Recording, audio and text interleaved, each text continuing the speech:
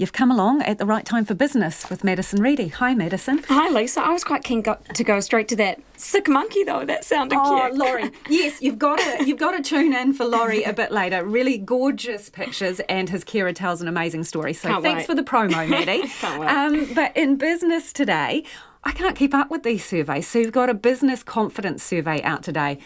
Any change in the mood? There was actually this time in the ANZ Business Outlook survey. It actually fell 6 points to a net 38% of firms are being pessimistic. That's businesses expecting the economic conditions to worsen over the next 12 months. It was pretty weak and poor performing across the board as well.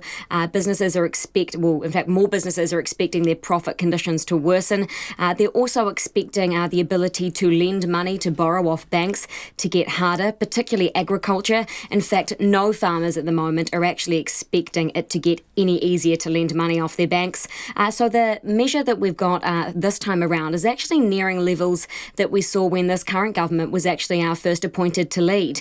Now, that's despite, in their term, them ditching the idea of a capital gains tax.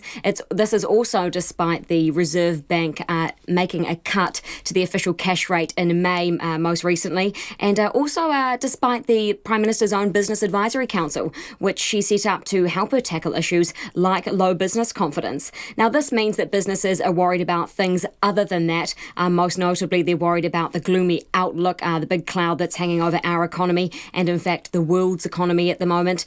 Also, they're extremely worried about the increased cost of doing business, and that also comes down to things like the government increasing the minimum wage. Now, the big question is always, why should we care? I mean, Lisa, you've even said to me before that we could line the walls of the studio with the amount of business surveys that we have. But we should certainly care about how businesses are feeling, because not only do they boost the economy, they are the powerhouses that are working behind it, but also if they're not feeling optimistic, then they're unlikely to invest.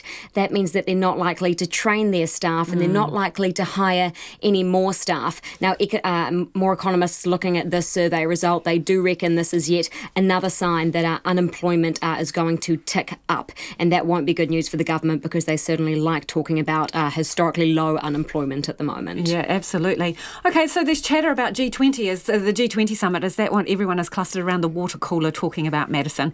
The water cooler, we actually have one of those upstairs, don't we? Yeah. So is it going to affect us? Well, yes, it will. I mean, the idea of this entire trade war between the United States and China is going to basically cloud the whole G20 summit that's happening in Osaka in Japan this weekend. Now, this trade war, trade tension, as people are calling it, it is the biggest weight and one of the biggest downside risks to the world economies. I mean, every single country is flagging this as a risk, including our own. Even the Reserve Bank, as I mentioned before, every time they make a rate decision or a monetary policy statement recently, they have mentioned the US-China trade war in it. So we're even talking about it in this tiny corner of the world. People do like to think that we're safe down here, but we should not be reassured by that. We are a trading nation. We rely on our exports, which means, and in fact, China is our largest trading partner of them all. So if China succeeds, we succeed. If China goes down, we'll go down with it. Our success is very closely tied to theirs.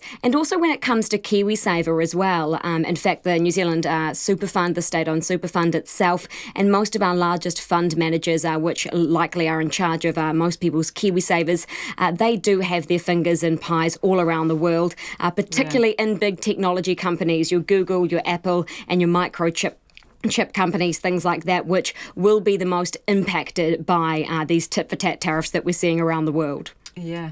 Hey, let's take a quick canter around the markets. What have you got for us? The NZX Top 50 index closed up tonight. Not a record high for you tonight, though, I'm sorry. It rose 0.2%. That's 23 points to close at 10,431. The New Zealand dollar, that's buying at 66.8 US cents, 95.5 to the Australian, and 52.7 British pence. That's pretty high for the Kiwi that we've seen today, and that's probably because the Reserve Bank did not cut interest rates yesterday. Thanks, Madison. Madison Reedy will probably pop back just to hear that story about the monkey, so should you.